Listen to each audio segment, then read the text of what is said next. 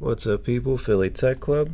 Got a Raspberry Pi Zero. I took a USB cable and soldered on the power connection and the data connection. And on the opposite side I should say, I soldered on a connector for the TV output. So here I have a little TV for a car, and I am going to plug it in and hope for the best. Let's see.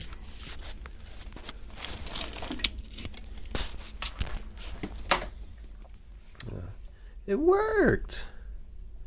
It should boot Kali Linux. Yay! Look at that. It works.